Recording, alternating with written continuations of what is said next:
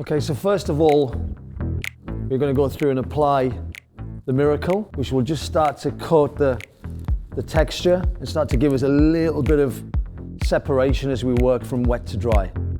What's super important here is to really maintain the natural texture.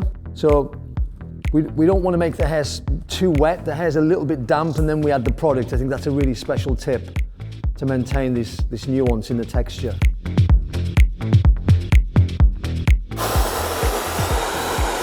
So we're just lightly twisting the hair with the fingers and just in places just to almost smoothen the cuticle.